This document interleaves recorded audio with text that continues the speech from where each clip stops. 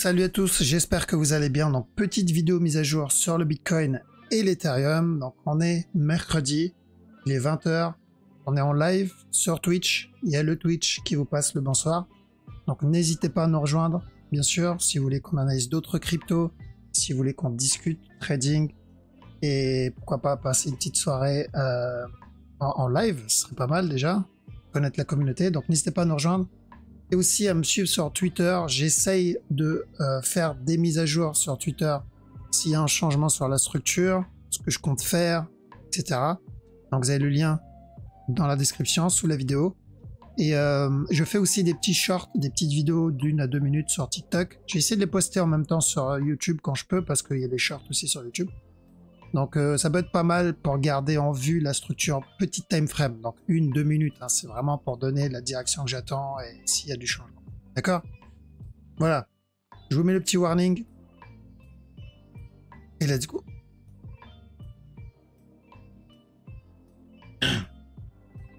Donc on va commencer par la crypto.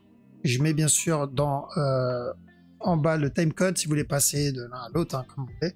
On va commencer par la crypto comme d'habitude. Donc on fait attention ici parce que la structure est complètement dégueulasse. Là je parle principalement à ceux qui tradent la petite time frame. C'est vraiment dangereux. Donc on a eu ce drop avec 2 beaux setups. Donc quand c'est comme ça c'est nickel, le drop ici. On a dit d'attendre une correction avant le prochain drop. On a eu la correction, on a eu un autre drop. Donc il est venu casser ce bas. 2 petits moves, d'accord.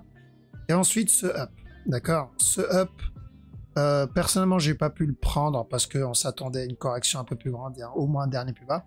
Il a donné un mouvement très agressif.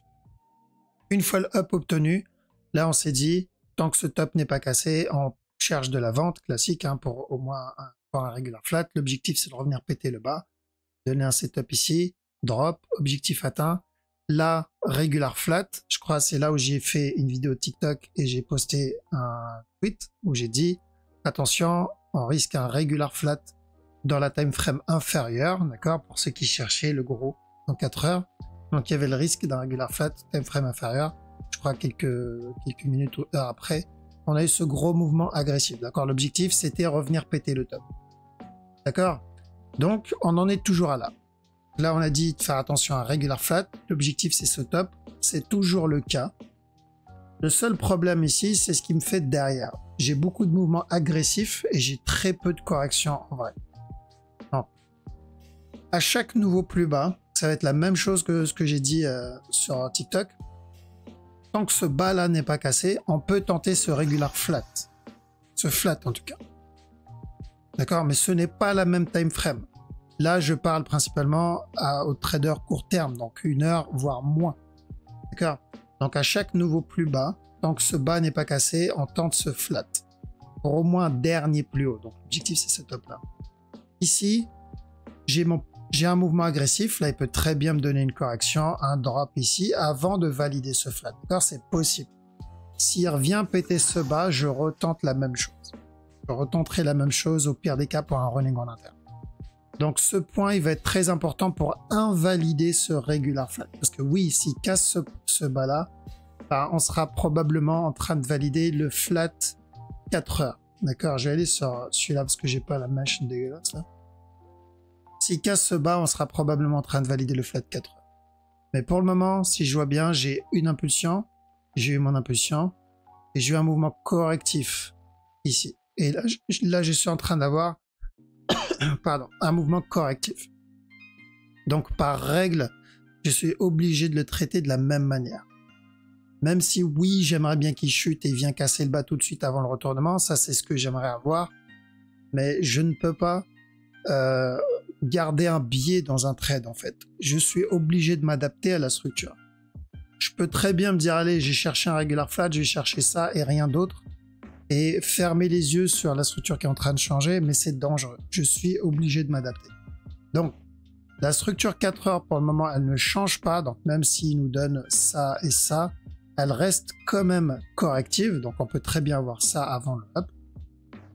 Donc, ceux qui tradent la petite time frame, ceux qui tradent 1 heure et en dessous, c'est ça qu'il va falloir viser. Il va falloir se concentrer sur cette structure. Donc, tant que ce bas n'est pas cassé, pourquoi pas revenir tester le top une dernière fois. Maintenant, ceux qui sont qui vise plutôt la structure daily. D'accord, donc le gros mouvement.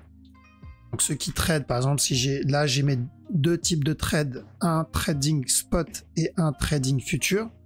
Dans mon trading futur, je vais privilégier plutôt à chaque nœud plus bas, tant que celui-là n'est pas cassé, je privilégie de l'achat. Jusqu'à ce top, c'est du 1 heure. Par contre, dans mes trading spots, donc j'ai racheté dans cette zone. D'accord? À moi de voir si je veux racheter ici en spot et garder, même s'il vient me donner un nouveau plus bas. C'est du spot, je suis en train de faire du DCA dans cette zone. Ou je me dis, ok, j'ai acheté déjà ici, je vais attendre qu'il casse le bas. S'il vient casser le bas, je vais pouvoir réinjecter ici. S'il décide de continuer à monter, j'ai déjà injecté là-dedans. Après, c'est au feeling, à vous de voir en termes de liquidité, combien je vais rajouter dans cette zone, etc. D'accord? Donc, tout dépend de la stratégie qu'on emploie. Aussi, c'est les deux, comme ce que je fais. Donc, futur, je vais viser ce regular flat à chaque nœud plus bas tant que ce bas n'est pas cassé. Et ici, je ferai attention au potentiel dernier plus bas. D'accord? Parce que je ne pense pas que ça soit terminé, le drop, personnellement. J'espère me tromper et qu'on a déjà entamé le up, mais franchement, je pense pas. D'accord? Donc, on focus déjà ça. On focus déjà celui-là qui n'a pas changé. Ok, donc Bitcoin, c'est bon. Ethereum. Alors, l'Ethereum, la structure aussi est vachement corrective là-dedans. Alors là aussi, attention, on peut avoir un drop. Mais ça reste une correction. Donc, on risque encore un push. Et donc, si le Bitcoin valide le push en 1 heure jusqu'au top, lui peut le valider. Maintenant, il y a un truc qui m'embête sur l'Ethereum, c'est qu'il a, chez certains brokers, il a déjà cassé ce bas-là. Donc, je sais pas trop s'il a cassé ou pas. S'il a cassé le bas, donc ça veut dire qu'on a déjà le A, on a le B, et là, on a potentiellement un C. D'accord? Donc, on risque de revenir péter le bas encore une fois. Enfin, on pourra revenir péter le bas encore une fois. Maintenant, s'il n'a pas cassé le bas, dans cette structure, c'est qu'elle est encore en cours. Donc, on est potentiellement dans un flat qui se développe. Donc, je ne sais pas si ce bas, il est cassé ou pas. Donc, pour le moment, on vise ça. D'accord? On vise cette structure en interne. On a notre A ici, on a le potentiel B là, on a le C là. Donc, s'il y a des buy setup, on peut tenter en interne. Ça, c'est du 1 heure. Ethereum, sur le plus gros move, la structure 4 heures, pour moi, c'est moins propre que le Bitcoin. Par contre, sur du 1 heure, voire en dessous, c'est plutôt propre. D'accord? J'ai une impulsion là, là il corrige, pourquoi pas un drop et encore un petit peu ici. Donc, pour du 1 heure, ça va, mais 4 heures, elle est moins propre. Daily, vite fait, parce que des fois, on a tendance à oublier le daily, mais ça n'a pas changé, hein, c'est toujours ça. Le running ou expanding s'il a cassé, et l'objectif c'est au minimum un plus gros B. Je garde le même dessin pour le Bitcoin, parce que c'est kiff-kiff, c'est la même chose. D'accord? Donc nous ce qu'on veut c'est la fin de cette structure, on veut ça là. On veut vraiment une fin de structure avant la continuation. BNB il est propre en 1 heure, par contre il a toujours pas cassé le bas ici. Donc nous, ce qu'on veut, c'est vraiment qu'il vienne péter le bas avant le up. Enfin, s'il décide de faire un contracting, on ne peut rien. Mais ça serait parfait qu'il vienne péter le bas. Contrairement au Bitcoin et l'Ethereum, qui sont dégueulasses, BNB est plutôt propre. Ok, donc on a eu le drop, on a eu la correction. L'objectif, c'était de revenir péter le bas. On a obtenu le bas. Donc le drop, il l'a fait ici. Il peut être correctif, donc on peut avoir un up pour un running flat. Ou directement revenir péter le top. Il reste propre. Donc si je devais trade 1 aujourd'hui, ce serait plutôt le BNB. Donc même analyse que la dernière fois, tant que ce bas n'est pas cassé, ce qu'il fait là c'est encore correctif et on risque encore un push. Gaffe juste au running en interne, c'est tout. DOT. Le DOT, j'attends la cassure du bas. D'accord, là il flag en plus. Donc, revenir péter le bas. Une fois le bas cassé, même chose. Tant que ce bas n'est pas cassé, on va chercher au minimum un running. EGLD. Ok, donc lui, on sait qu'il l'a cassé le bas. Contrairement au Ethereum ou je sais pas, j'ai un doute avec les brokers. Donc, on a eu ce running ici. Nouveau plus bas. En interne, en 1 heure, il y a peut-être un flat en préparation ici. D'accord? Pour encore un push et une continuation encore. Pulse. Alors, Pulse, mine de rien, il est propre. Donc, on a eu le drop, la correction, on a dit de chercher de la vente jusqu'à ce balade nickel. Maintenant, j'ai envie de dire, pourquoi pas un petit up, en fait. Alors, franchement, le Pulse, toute cette zone était propre. Toute cette zone était vraiment propre. Donc, tant que ce bas n'est pas cassé, pourquoi pas tenter un petit up jusqu'à ce top. Sol. Alors, sol, cassure du bas encore une fois. D'accord. Et ensuite, chercher des buy setup pour un petit running flat. VET. Même chose, de la vente encore. Et ensuite un up. Donc on peut être sur une structure corrective un peu plus grande avant la continuation. D'accord? S'il vient péter ce bas là, on ira juste pas un running au final. Le concept restera le même. Ok? Let's go, on va attaquer le Forex. Donc Forex, même objectif sur haut de CHF, c'est revenir péter le top. D'accord? Donc on attend une autre correction, ceux qui n'ont pas pu prendre le buy ici, dans cette zone. Faire attendre une autre correction. L'objectif est le même. Après, je pense pas qu'il y a vraiment de structure intéressante en petit time frame, peut-être là-dedans. Et encore un push. D'accord? Donc toujours de l'achat. Au GPY. Donc attention à ce flat en interne. Encore un push. C'est du 15 minutes, hein, donc bon. Je pense pas que ça soit intéressant. Sur la grosse structure, le but, pour choper une continuation 1 heure, on a besoin d'abord d'une correction. Alors j'ai besoin de ça si je veux choper ça. Là, je ne l'ai pas. Donc si j'achète, je suis en train d'acheter dans cette tendance. Donc je suis en train d'acheter dans du 15 minutes. Et donc on va faire le manager en 15 minutes. Si je veux la continuation dans une plus grosse time frame, j'ai besoin d'une correction dans une plus grosse time frame.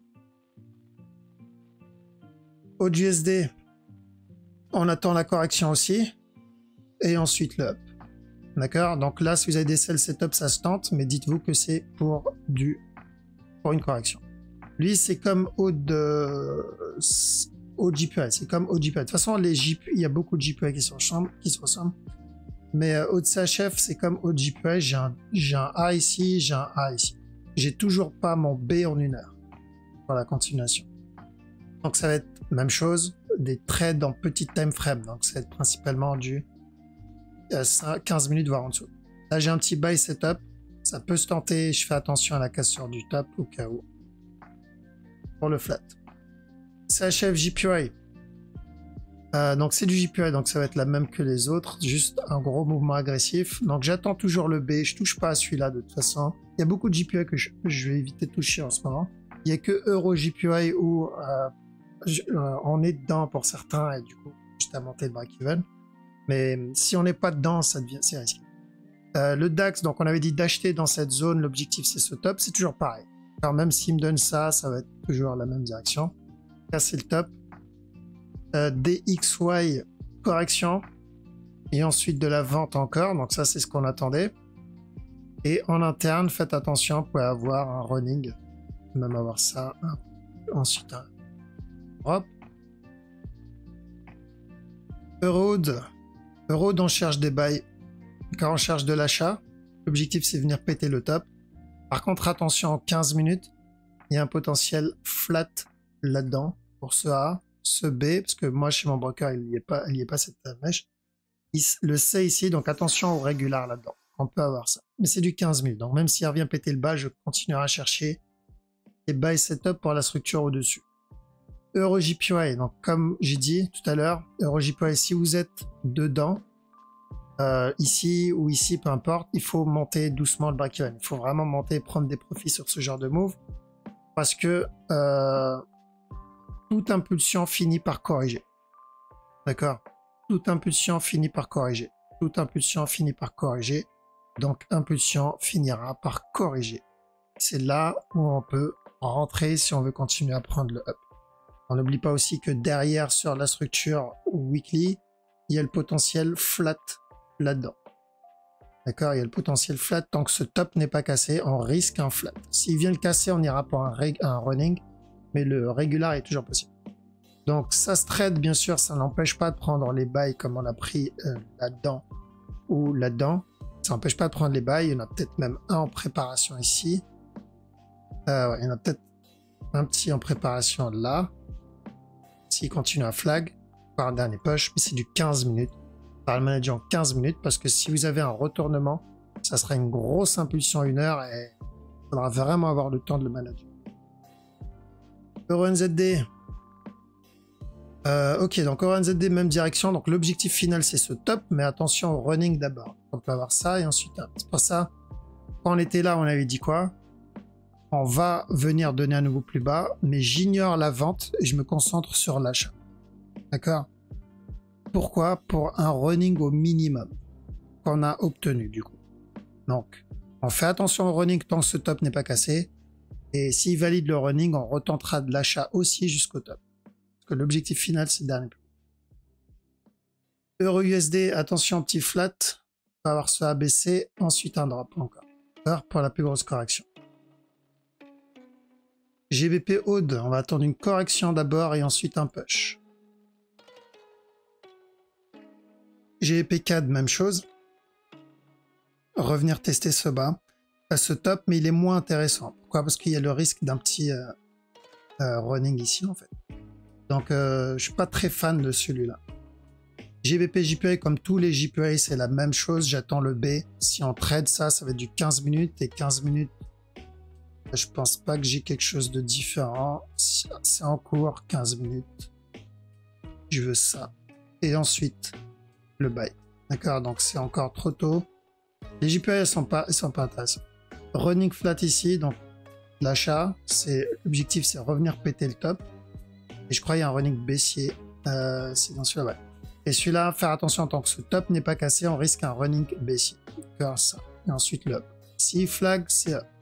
Pour rappel, quand on était là-dedans ou là-dedans, j'avais dit quoi? Tant que ce bas n'est pas cassé, c'est je vois encore un dernier plus haut. D'accord? Donc c'est toujours possible. Et ensuite le drop pour finir le plus gros running. Donc attention à ça. Et en 1 heure, le running flat. Perso, je le tenterai plus pour le risk reward. On n'est pas très loin du top. Donc si j'ai des sell setup, je tenterai le running pour le risk reward qui est pas trop mal. Le GBP USD, je veux ça et ensuite encore un push. Donc si vous avez des sell setup, ça se tente. NZD CHF. Alors NZD CHF, on a eu un running pour de l'achat qui a été validé. Ça c'est propre. Donc celui-là, on a dit de chercher de l'achat jusqu'au top. Nickel. Par contre, le up, il est très correctif. D'accord? Faire attention parce que le up, il est vraiment très correctif. Pourquoi on a tenté l'achat? Parce qu'il y avait deux scénarios. Le premier, c'est qu'ils viennent péter le top pour cette correction. Et le deuxième, c'est juste pour une plus grosse correction. Et ensuite, le drop. Donc, au moins le tenter pour ça. Donc là, c'est plutôt correctif. Donc, on peut partir plutôt pour ça comme structure. Donc, une correction. Donc, ceux qui sont dans le running, va falloir commencer à monter vos break-even. Et après, parce que là, on risque un retournement bientôt. Au moins pour une plus grosse correction. Quoi d'autre? NZD, JPY. Donc c'est un JPY, j'attends le B. C'est des trades 15 minutes ici à prendre. Donc, tant que j'ai pas le B, ça sert pas à grand chose d'essayer de sniper en là. Et ici, pourquoi pas un petit flat là-dedans pour un dernier push. NZD, USD, un petit drop jusqu'à ce bas là. D'accord? Et on verra ensuite pour un plus gros flat. Mais par contre, sur du 1 heure, c'est de la vente. D'accord? 1 heure, c'est de la vente et ensuite de l'achat. Donc, on va avoir un running, drop, termine cette vente et ensuite de l'achat. Donc, ce qu'on vend, c'est que la correction de ce up là. On ne l'oublie pas. On l'avait déjà dit au top, mais je le rappelle ici. On est juste en train de corriger. USD CAD. Donc, le running, on cherchait de la vente au top. Un running, nickel, très beau trade. Maintenant, on fait attention à chaque nouveau plus bas, parce qu'à chaque nouveau plus bas, on risque le retournement ou pire pour une plus grosse correction. Et on n'a pas envie d'être à la vente quand ça arrive. Alors, donc, bien joué à ceux qui ont réussi à prendre ce gros drop ici. Maintenant, on doit faire attention. Et en interne, ça se peut, il push encore un peu. Même s'il push, on se rapproche d'une fin de structure. c'est le moment d'être très vigilant. USDCHF fait un beau petit running flat ici. L'objectif, c'est casser le top. D'accord? Donc, on fait attention à chaque nouveau plus haut. Au cas où tout ce qui me fait là, c'est un A. Ça, c'est un A. On peut avoir un B, un C et une continuation. Mais le buy, ça se tente. D'accord? Le buy, ça se tente. Pourquoi? Rappelez-vous le running 4 heures, voire daily même. Daily. Vous vous rappelez, quand on était ici, on cherchait le C pour une continuation. Sauf qu'il est venu casser le top. Et on a dit, on risque un drop avant la continuation. Donc, c'est possible qu'on soit en train de faire ce running-là. Donc, si vous avez des buy setup, comme le running en interne, c'est pas une mauvaise idée. USDJPY, il a complètement cassé le dernier plus haut. On continuera à prendre les buy setup. On fait attention juste au running weekly. Non, mais bon, c'est du weekly. Ça peut mettre pas mal de semaines, voire mois avant de donner le retournement. Mais si on a des buy setup, comme là, comme là, on les tente. Donc là, on a eu un mouvement agressif vers le bas. S'il me donne mon B, mon C, ça se tente. On fait juste attention à chaque nouveau plus haut parce que c'est du 15 minutes. On ne cherche pas à choper une impulsion 4 heures en se disant ça y est, le mouvement il a explosé, c'est to the moon. Ça marche pas comme ça. Chaque mouvement agressif finit par corriger. On l'a déjà vu plein de fois. Ce mouvement va corriger. J'ai pas envie d'être à l'achat quand il décide de corriger. Donc, prendre les mouvements en interne, ok, parce que l'impulsion sera plus petite, et au moins j'aurai largement le temps de sortir. US Oil aussi, il a validé un beau petit buy setup après avoir validé ce running là. Donc ça, c'était propre. Celui-là, il était propre aussi. Donc ceux qui sont dedans, on monte les BE, on prend un peu de profit et on attend la suite. Alors, je suis très curieux de ce qu'il va me faire là-dedans sur l'US Oil, personnellement. Tant que ce top-là n'est pas cassé, parce qu'on risque un retournement. Et le Bitcoin nous a donné à peu près la même structure. J'en parlais la dernière fois dans Zoom privé avec certains de mes élèves. Bitcoin nous a donné la même structure ici. Si je pars sur BTC en... C'était en quoi? En 5 minutes? En 1 minute. Donc vous voyez, c'est pas du tout la même time frame. Hein. Si je pars en 1 minute et je regarde cette structure-là, et je fais un copier-coller de ça, là. Hop, couper plutôt. Je retourne sur l'US Oil, mais cette fois, je vais aller en... C'était 4 heures, à peu près. Donc, 1 minute l'autre et l'autre 4 heures. Et je colle ça. Et ça, c'est la structure en vert, c'est la structure Bitcoin. Et derrière, c'est la structure US Oil. Donc, je suis plus curieux de voir la réaction de la structure. Donc, ça va être plus un cas d'école qu'autre chose. Limite, le trading ne m'intéresse pas plus que ça, mais juste voir la réaction. Et donc, tant que ce top n'est pas cassé, ici, on avait obtenu quoi sur le Bitcoin? On a obtenu un gros drop. D'accord? Celui-là, je vais essayer de le considérer de la même façon. Tant que ce top n'est pas cassé, si j'ai des sell setup, je tente. Si j'ai des sell setup. Là, c'était de l'achat. Là, c'était de l'achat. Là, c'était de l'achat. Donc, j'ai vraiment besoin d'une impulsion, d'un flag derrière. Sinon, je le tente pas. Parce que c'est pas parce que le Bitcoin l'a fait que ça veut dire qu'on va avoir la même chose. Et en interne, on a eu deux running aussi. On a eu celui-là qui est là-dedans pour un up. Et ensuite, on a eu celui-là qui est là-dedans pour un up. Et ensuite, c'est là, je crois, où le Bitcoin s'est retourné. Ok, donc plus curiosité, et ça peut être une expérience en plus, une structure en plus à surveiller. Donc ce top-là va être très important pour me valider ou m'invalider ça. Mais maintenant, si on repart sur l'analyse donc complète, j'attends donc mon A, mon B, mon C, et ensuite la continuation. Silver. Silver, alors ça va être la petite time frame parce que la grosse time frame on l'a déjà vu des centaines de fois. Je veux ça et ensuite ça. D'accord? Il corrige pour le moment. Le gold, un B et ensuite un C. D'accord? Là j'ai mon A. document B, et ensuite venir chercher le C. C'est ce qu'on va chercher ici. Ok, voilà, on a fait le tour. Je passe sur le chat, comme ça je laisse Twitch vous dire au revoir. En plus, je crois qu'il y a un souci avec le chat depuis tout à l'heure. En tout cas, faites très attention dans la crypto, surtout dans le Bitcoin. BNB, bizarrement, il est plutôt propre, mais Bitcoin et Ethereum, c'est vraiment dégueulasse, surtout Bitcoin. Donc, il doit y avoir pas mal d'ordres placés, des sell stop, des buy stop, des buy limit, des sell limit dans cette zone-là. Du coup, il suffit qu'il y en ait suffisamment pour faire bouger la structure, ou en plus, il doit y avoir quelques dump et pump derrière. On peut obtenir ce genre de mots. D'accord? Moi, je pense que c'est plus des ordres qui se font proc et on chope un effet de chaîne ici. Un stop loss, enfin, des stop loss qui se font toucher avec des ordres d'achat et de vente et on tient un effet de chaîne comme ça. Donc voilà, faut faire attention. Attendez plutôt les zones de correction. Moi, c'est plus safe. Et j'essaierai de vous tenir au courant comme je peux via Twitter, via comme ça s'appelle TikTok, etc. avec des vidéos. Et ok, voilà. Donc je vous laisse ici. Je vous dis à vendredi. Passez une bonne soirée. Ciao, ciao.